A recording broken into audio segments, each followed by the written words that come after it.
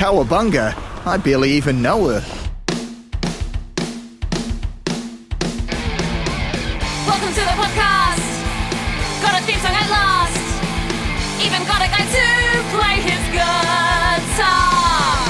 Now I need to come up with the words to sum up what the show is about, and I'm stuck. What a predicament.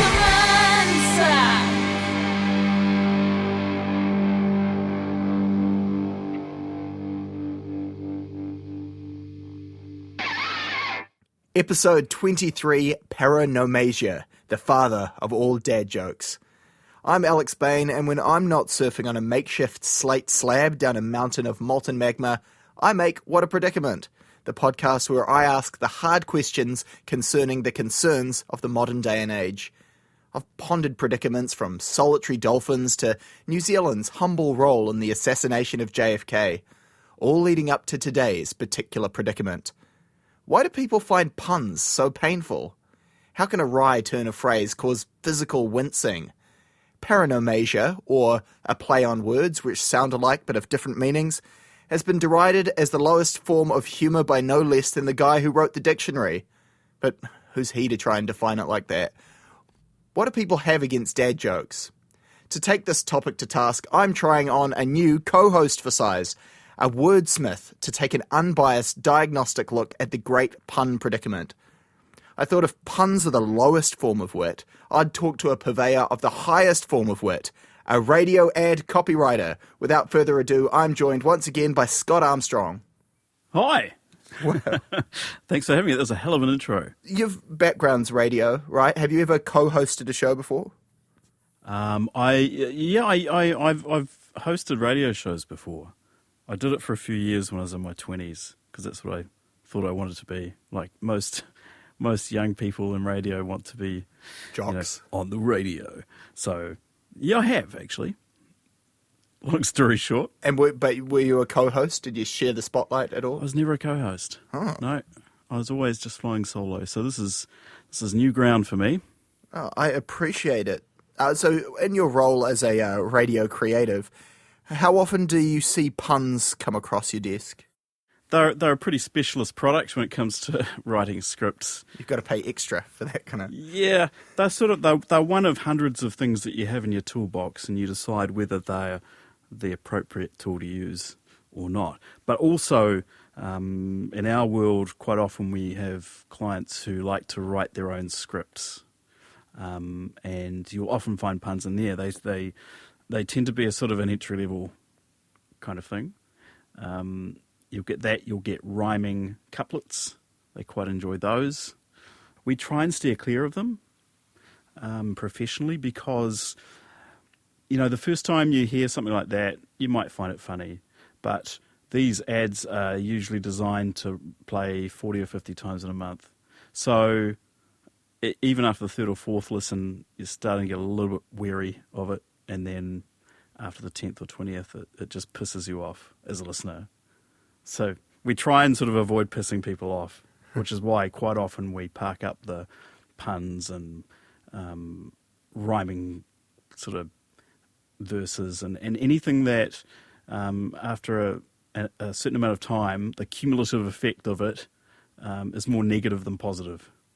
That makes a lot of sense if you're trying to market a product or a brand, but why would people find puns so annoying in the first place? What is it? Have you had any thoughts about intrinsically what it is about saying a word that has a double meaning that makes people roll their eyes or shudder or... I reckon they're a one-time use kind of thing. And it goes back to what I was saying before. The first time you hear it, you go, oh, that's kind of funny, or that's quite clever. But only once. After that, you know what's coming, and it's just that it gets annoying. Have you heard any radio ads that actually did it very well, or other commercials where it's a good example of puns used appropriately? I can't think of any good ads that rely on puns. And I think that comes down to the short shelf life of a pun. It's something that you can only deal with once. And I think that's where Some of the best use of puns that I've ever seen is on those trashy UK tabloids, the front pages. And they're a perfect example of how to use a pun, because that thing only lives for a day. The one day that newspaper is on sale and that particular headline is on the front of it, it doesn't live beyond that. Unless it's a really good one and someone sticks it on Google and it's there forever. It goes viral for a minute and then there's another viral meme. Yeah, and speaking of which, I have a few of my favourites here. So if we get a chance at some stage, I'd love to share some of them with you. No, while we're on the topic of trashy headlines. Okay. Remember Jared, the Subway spokesman? Yes, that So guy. he used to be on the TV and, he'd lost all this waiting Subway. Then it turns out he's a bit of a pedo. He goes to court. New York Post. Big picture of Jared. Headline, enjoy a footlong in jail. That's 12 inches.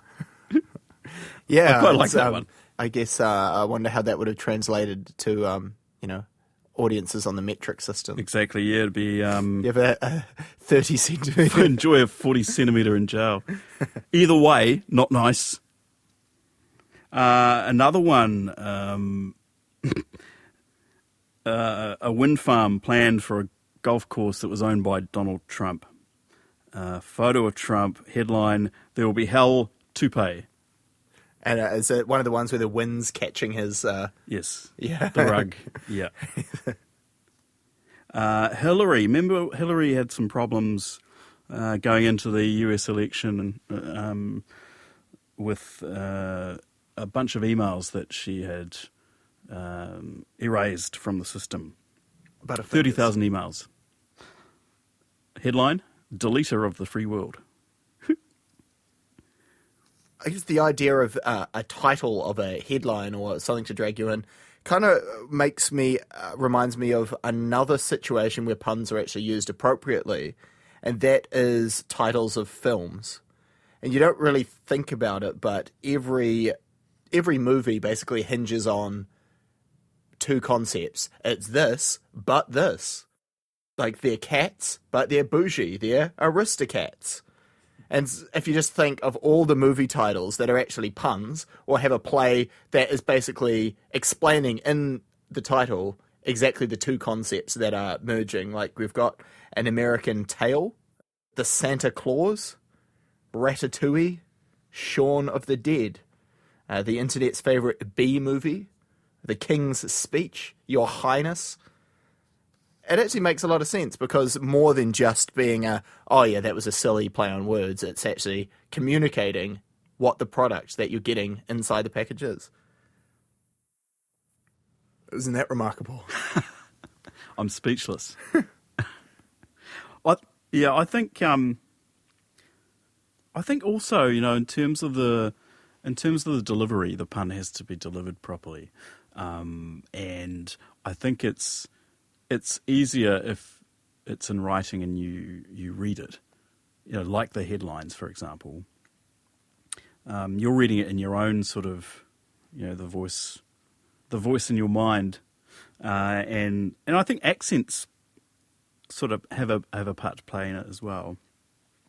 Another English headline. It's about a plague of otters somewhere in England, and the headline is "Otter Devastation," and you can just imagine a BBC journo sort of saying it like that with a particular style, and I think that really helps. Of all the ways to go, though, an otter being overwhelmed by otters, I could accept that. So you could probably put a bet on that in the UK. There'd be some bookie who'd go, "Yep, death by otters. I'll take that." Go $1 each way on it. 1,000 to 1. How did he die? Otters. Oh, what a way to go.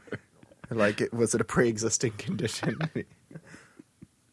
But speaking of the delivery of how puns are delivered, that actually gets into something that I brought up with comedian Lauren Mabbitt. I thought, who better when it comes to wordplay and eliciting humour, and not only that, but gauging how people actually respond to using those particular words in that particular order. Thought a comedian is just the sort of person who could shed a bit more light on how puns are received in the comedy world. So here is a little snippet of conversation I had with Lauren Mabbitt.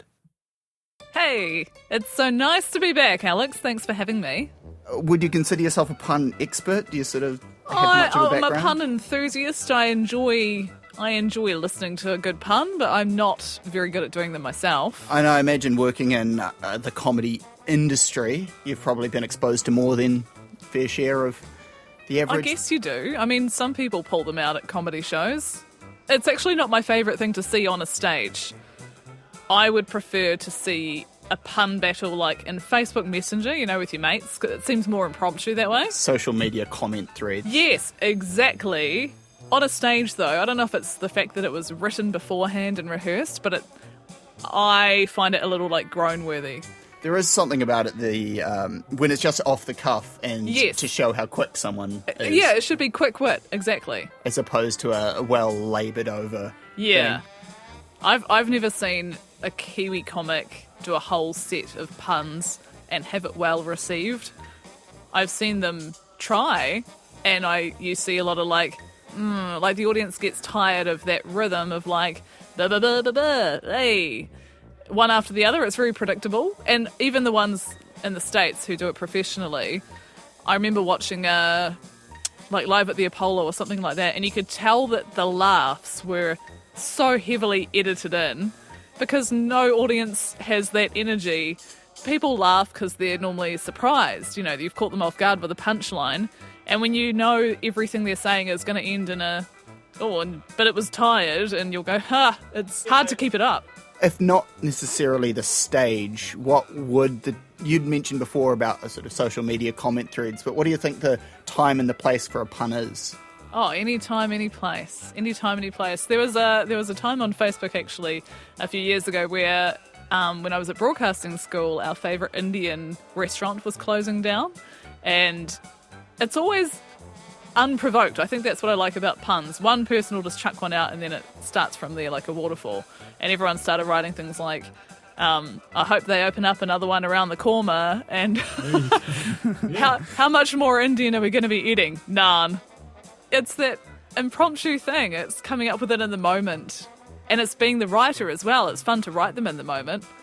It's a nice way to brighten up an otherwise boring conversation sometimes, isn't it? Show you're a little bit playful.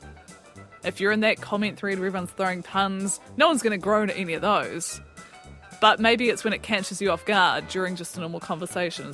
And it's almost got the finger guns with it sometimes. Like, you know, the person giving you that, One thought that I had is that there is too high an expectation. A lot of the times when people make them, they sell them too hard. It's, you know, something like there's an episode of Steven Universe where he says something like, pancakes are stacked, so they're a balanced breakfast. And he delivers it like that, pushing a balanced breakfast. So there's this great expectation. He's raising it, really pushing it, and then as if they're asking for appreciation, and you're like, well, it's not that clever. It's just a word that has two meanings. There's lots of those. You can't just say them and have it be throwaway, because you're doing it for a reaction. We don't use puns normally day to day without wanting someone to be like, oh, I gotcha. One place that I see them come up a lot is like lyrics, and specifically rap lyrics, and because I feel like there isn't really a genre of music where there is such careful attention paid to every word in the line and trying to use language in a clever way than, I guess, hip-hop music. You got someone like Jay-Z, who's he's got a line. He says, I Brooklyn Dodger them, I jack, I rob, I sin. Oh man, I'm Jackie Robinson, except when I run bass, I dodge the pen. And it's like... That's great. I feel like there are some parallels with rapping and, like, poetry. Hey, because it's such an art with the words. Eminem had a line, so I sneak vengefully and treat your bedroom window like I reached my full potential. I peaked. Which is, I find funny. But again, maybe it's not a laugh as much of a 2-second delay and going, oh. I don't think I would hear that and crack up laughing. But it's just clever wordplay. I wrote down some puns. Yeah? Just off the internet. Do you want to hear them? I wrote down just a couple of my favourite ones. My dad died because we didn't know his blood type. And when he died, he was screaming, "Be positive." We're trying, but it's really hard. I had a neck brace. I had a neck brace fitted 5 years ago, and I never looked back. R.I.P. boiled water. You'll be missed. What does a house wear? A dress. So would you, after considering puns, do you think you'd try and work any more into your sets, or are you still... No, it's made me want to have more battles online, like in the moment, and it's a challenge for yourself to try and come up with stuff right there on the spot, and I think that's really impressive, the people who can do that. That's why when you see it in stand-up, it's like, you wrote that down months ago and we all saw it coming. Do you think puns are the lowest form of wit? And if not, what is the lowest form of wit? Time and place. What is the lowest form of wit? Sarcasm? I love a bit of sarcasm though. Oh, wow. Puns are so clean, aren't they? They're so family friendly. But actually they're not. Well, I guess innuendo is a form of pun. They're not always nice. They're not always particularly safe for the whole family. Some more trashy tabloid headlines. Definitely not safe for the family. Yeah.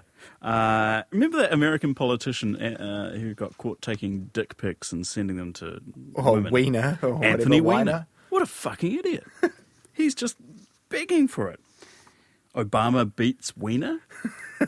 I think that's my favourite one so far. Wiener's rise and fall? I mean, God. Why would you do anything like that if that was your name? You know? What was he thinking?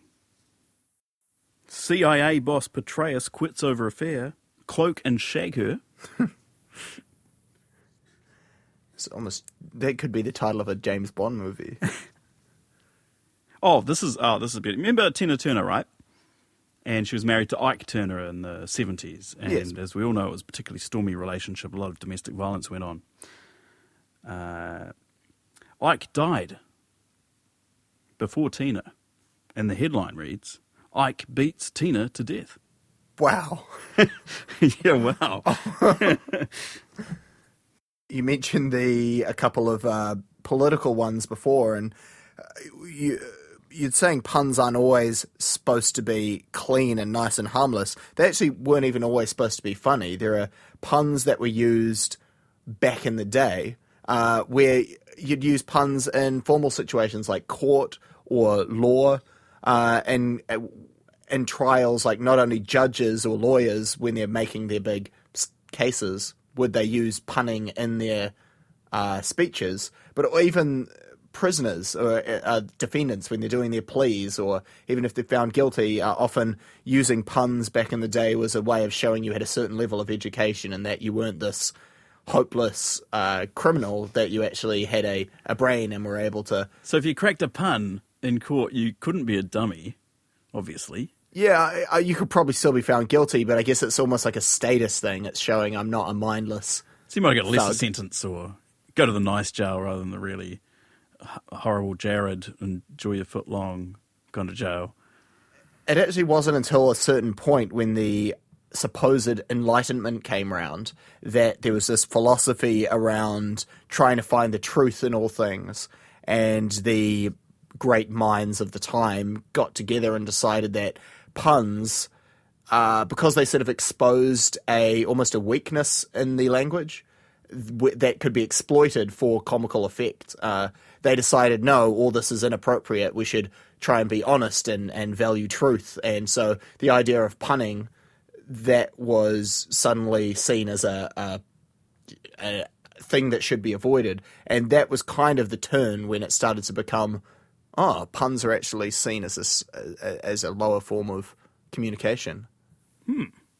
Because it's sort of what lawyers do, isn't it? They take a sentence that on the face of it means one thing, but then argue that it means another. And they use those sentences to sentence people. Yes. A sentence for sentencing. And they're battling it out in the courtroom, and while they may not be doing that as much anymore, there are people who do still battle with puns. Can you believe it? I cannot. Yeah, have you heard about the pun battle competitions? I know they've had some here in Auckland City. I didn't know they existed.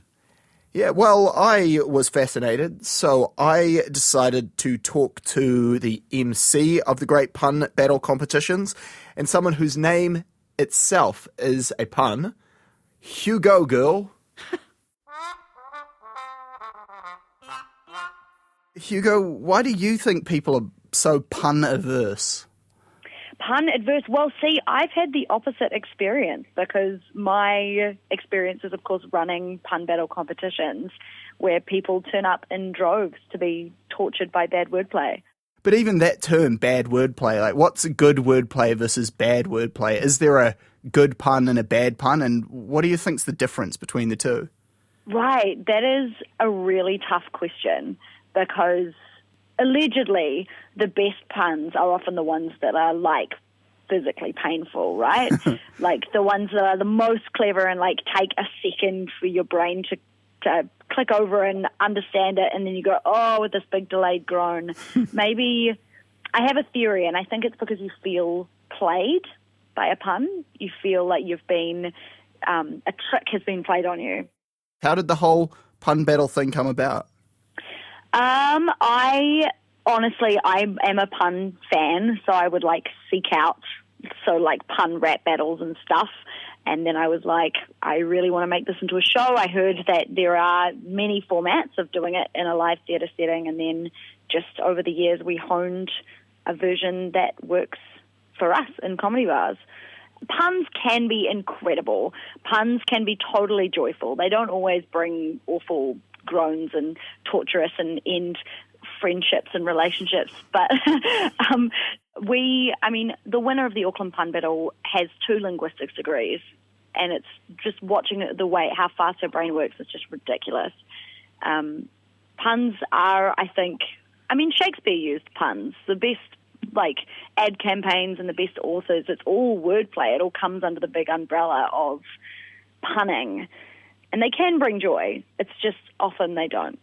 So if it takes someone who's got 2 literary degrees to come up with these things, why would people write them off as being, oh, well, that was dumb, when clearly it wasn't dumb because it took 8 years of study to get here? Yeah.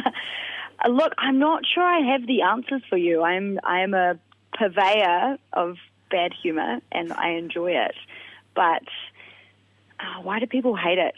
Well, what about the cream of the crop? Like, are there any of the winners of the competitions of years gone by that have really stood out as some great examples of the form done well? Okay, so one of my favourite ones, which was in a very early pun battle, was we play a game called Caruso, where you pretend to be the tacky CSI detective and make puns based on someone's demise.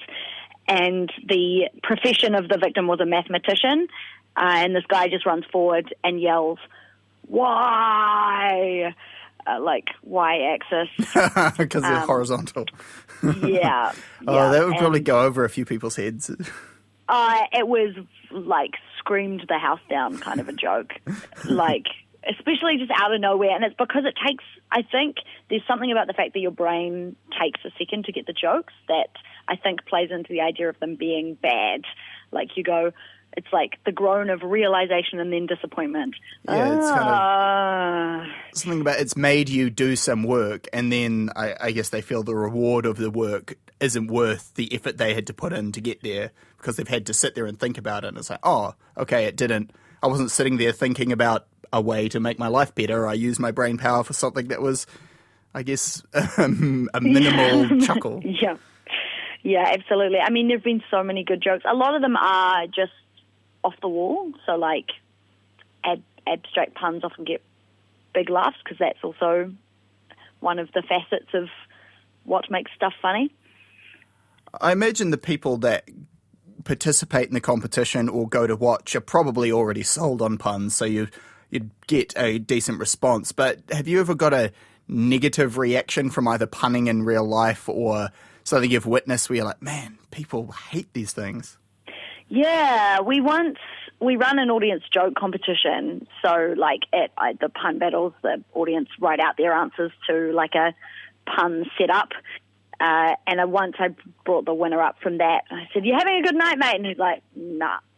Like, totally deadpan, no. And I'm like, "You're not a big fan of puns then, are you?" And he's like, "No, this sucks." Like, it was, like, maybe 30% joking, you know? But he was genuinely aware that that'd be funny in the moment, but that was coming from a real place. Yeah, exactly. So that's, like, maybe the worst. I've never really had anyone, like, if I've approached someone and said, "You should come to the pun battle, it's a good time," I've never had someone say, "Fuck you, no, that is garbage, get out of my face." Like, never a response like that. What would you say if you were trying to sell either the pun battles or just a love of puns in general? If people are like, "Oh, isn't that just lame, bad dad jokes?" What do you have a go-to argument pro? Yeah, I say it's clever. I say it's just your mind will bend at how quick-witted and cerebral these comedians are. But I think my favorite thing about puns is that they're fast. So if you get a reaction, because there's so many jokes in the show. There's a joke every 5 or 10 seconds, So there's so much laughter in the room and so much energy that, I mean, I live off it. I love it. So that's kind of how I sell it. Like, per dollar, the amount of laughs that you get out of it for your ticket price is worth it. Do you have a personal favorite all-time pun? I have, like, a bunch of setups that I tell people. Like, if I'm punning, a real fun setup, like doing warm-ups or something, is I got a new job lately. There's so many in it. Like, I got a new job lately. I'm selling boat parts. There's a real boom in the market. Or, like, I got a new job lately. I'm doing the Facebook page for an asteroid. Yeah, it's social media marketing. Maybe you could review one I heard recently. Oh, please. For doing a job like this, recording conversations. It's a sound engineering one. It just goes, I've got a sound engineering friend who's Polish. A Czech one too. I love it. Oh, man, I don't understand how you could hate puns. I just don't. Like, It's I joy. feel better for hearing that awful joke. Well, again, you say it's awful, but like, why do we think that? If you think it's good, it's society's condemned us for our preferences, and I thought we weeded that out years ago. Maybe it's a conspiracy that people think that joy and humor are, like, inherently cheap things to want and like as humans. A pun is a fast thing to make. It's a quick joke. So maybe that semen is, like, cheaper or lowly in some way. So are puns the lowest form of wit or the wowest form of lit? Oh, screw you, dude. That's bad. I think after that moment, I'm going to have to say lowest form of wit. Well, you'd hate the podcast. Yeah, I know. I think I will love the podcast. I think people who are really good at puns are the smartest, most brilliant, good energy people that I know. Like, I couldn't possibly say that puns are garbage. Puns are the best. They're in the best literature. They're in, like, the best, like, if you look at, like, what the internet tells you are, like, the top-rated best jokes of all time. They're always puns. They've always got little word plays in them. I genuinely think puns are some of the highest form of wit out there. Think you've got it in you to give a pun battle a go?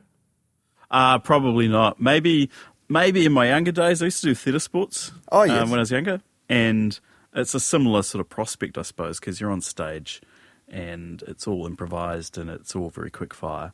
And you'd have to be so quick. And I think Hugo makes a couple of really good points about puns. And the first one is that you feel like you're being duped. And that's part of the hate for them, I think. Because you sort of go, oh, God, no. You've been led to Been believe had. you're just having a normal conversation. I and look then you so realize stupid right now. you've taken a long walk off a short pier. Exactly. But also, the other really crucial point, I think, there was that they are very much of the moment thing, and they have to happen quickly and brutally, and then you have to move on immediately. I agree. I think that's what I've learned doing this episode is the different. While wordplay, like I mentioned, the Jay-Z lyrics, and I could refer to plenty of other lyrics in hip hop as well, where while that is an example of it done very well, on the whole, a pun is an example of quick-wittedness and talking to someone and having them display an example of, oh, while we were just talking about this, my brain was 3 steps ahead and I linked that to that. So in that way, it is not necessarily the lowest form of wit. I think that's quite a high form of wit. Yeah, totally. And I think if you're working it into the lyrics of a song, where it's got to rhyme as well as have wordplay as well as tell a story. yes, and it's only a tiny component in the overall thing. That's real sort of craftsmanship, I reckon. And I suppose they're not doing it for a cheap laugh either. They're sort of, it's still a little bit of fun, but it's a slight detour from what the main message is. No matter how much you push the envelope, it will still be stationary. Yeah. Yeah. I like that. And it also works as like a, something you could find in a fortune cookie and you're like, oh, that's deep. Well, there is a certain truth to it, apart from the fact that stationary is spelt slightly wrong. Bakers trade bread recipes on a need-to-know basis. Do they, though? No, it's they might sell them. I doubt they're just giving each other recipes. Yeah, I don't think they're meeting behind the bakery late at night and going, oh, I'll swap you this basic bread recipe for whatever one you have. What's that white stuff you're using? Yeah, what? Flour? Does the name Pavlov ring a bell? I quite like that one. I like it. I went to a seafood disco last week and pulled a muscle. Seafood disco? What the fuck's a seafood disco? When I see food, I disco. I don't know. Oh, seafood diet, right? It's like when I see food, I eat it. yeah, it's like that. And I'd tell Marissa I'm on a seaweed diet. What does that mean, Alex? I like sushi. And you get quite hungry at times. Sometimes, yeah, in particular moments. Energizer Bunny arrested, charged with battery. Every calendar's days are numbered.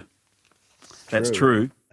That reminds me of another calendar one as well. I think it was just 2 thieves broke into a calendar factory and they each got 6 months.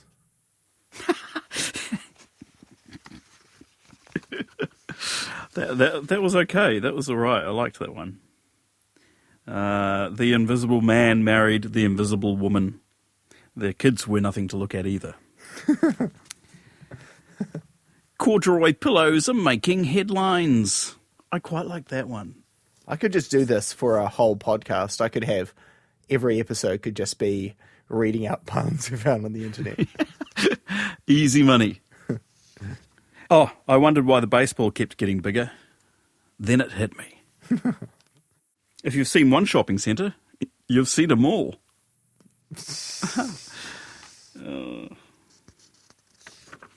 Now, you'll be pleased to know that's probably all that I have. Do you think, having thought about puns a little bit harder and maybe finding a newfound appreciation for them, do you think you'll start working in a couple more puns into your radio ads? Well, it's hard to predict the future, but maybe. Maybe they're a cyclical thing, and maybe they're coming back, and maybe puns are coming back.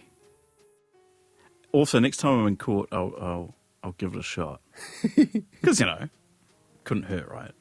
Yeah. What's the worst that could happen? Yeah, I've got a sentence for you. Beautiful. Thanks very much, Scott. Thank you. Thanks for having me. It's been fun.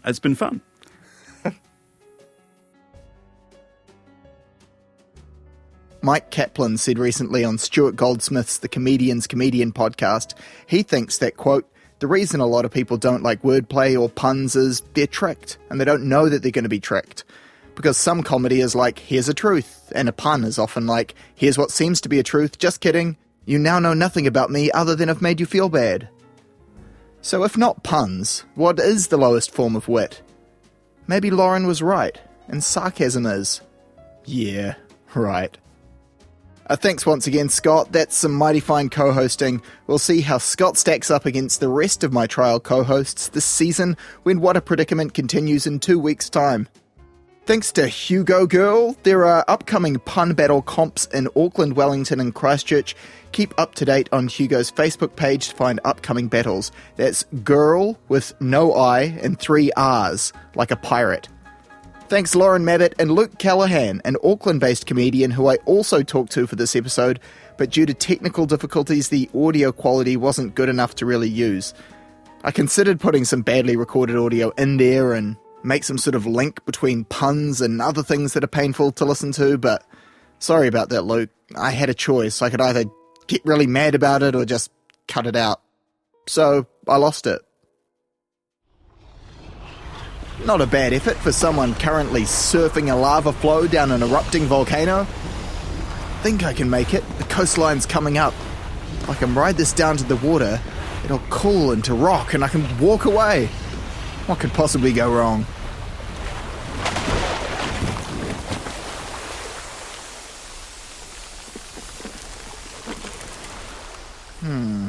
It didn't go exactly according to plan.